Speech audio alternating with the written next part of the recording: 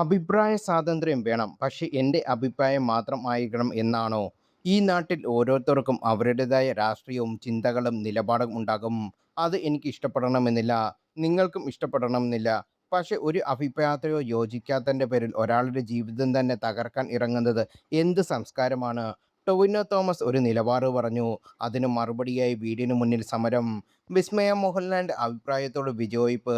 അതിന് മറുപടിയുമായി സിനിമ ബഹിഷ്കരിക്കണമെന്ന ആരോപണം. പേളിമാണി ഒരു അഭിപ്രായം പങ്കുവച്ചു. അതിനു മറുപടിയായി വർഷങ്ങൾ പഴക്കമുള്ള ബിഗ് ബോസ് ക്ലിപ്പുകളും കുടുംബജീവിതം വലിച്ചിഴച്ച് വ്യക്തിഹത്യ.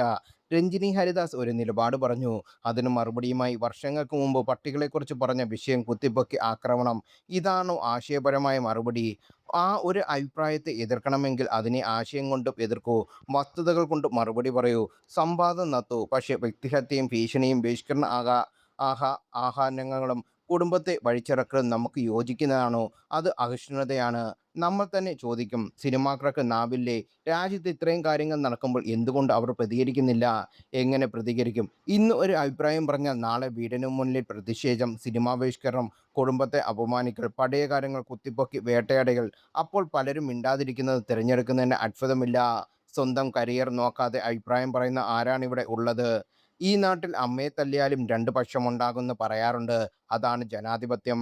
വ്യത്യസ്ത അഭിപ്രായങ്ങൾ ഉണ്ടാകുന്നത് സ്വാഭാവികമാണ്. പക്ഷേ എൻ്റെ അഭിപ്രായം മാത്രമേ ശരിയാകൂ, എൻ്റെ അഭിപ്രായത്തോട് യോജിക്കാത്ത ബാക്കിയുള്ളവരെല്ലാം ശത്രുക്കളാണ്, ഒന്നിനും കൊള്ളാത്തവരാണ് എന്ന മനോഭാവം നല്ലതല്ല. നാളെ മമ്മൂക്ക എനിക്ക് യോജിക്കാത്ത ഒരു രാഷ്ട്രീയ നിലപാടെടുത്താൽ ഞാൻ അദ്ദേഹത്തിൻ്റെ രാഷ്ട്രീയ പോസ്റ്റുകൾ വിമർശനം അറിയിക്കും. പക്ഷേ അദ്ദേഹത്തിൻ്റെ കുടുംബത്തെയോ വ്യക്തിജീവിതത്തെയോ ലക്ഷ്യമാക്കി വേട്ടയാടാൻ നിൽക്കില്ല. കാരണം ഞാൻ ഇഷ്ടപ്പെടുന്നത് മമ്മൂക്ക എന്ന നടനെയാണ്, അദ്ദേഹത്തിൻ്റെ അഭിപ്രായങ്ങളെയല്ല. അദ്ദേഹം എന്നെപ്പോലെ ഒരു മനുഷ്യനുമാണ്. ഇഷ്ടങ്ങളും ഇഷ്ടക്കേടുകളും ഉള്ള ഒരാൾ അതിനെ മാനിക്കാൻ പഠിക്കണം. ഞാൻ ചെയ്തിട്ടുള്ള ഒരു കാര്യമാണ് ഈ എതിർക്കൽ. ഇനി പക്ഷേ ഒത്തിരി ബോധം വെച്ചിട്ടുള്ളപ്പോൾ ഇതിനും നാണം കെട്ട ഒരു പരിപാടി വേറെ ഇല്ലെന്ന് മനസ്സിലായി നിർത്തി. എല്ലാവർക്കും ഉണ്ടാകും താല്പര്യങ്ങൾ, ഇഷ്ടങ്ങൾ, രാഷ്ട്രീയം. നമുക്കുള്ളതുപോലെ അത് അവരുടെ സ്വാതന്ത്ര്യമാണ്. വ്യത്യസ്ത അഭിപ്രായങ്ങൾ നേരിടേണ്ടി വ്യക്തിഹത്യ കൊണ്ടല്ല, ആശയങ്ങൾ കൊണ്ടാണ്. അല്ലാതെ ഭീരുത്വം അല്ലെന്നാണ് കുറിപ്പുകൾ പുറത്തു വരുന്നത്.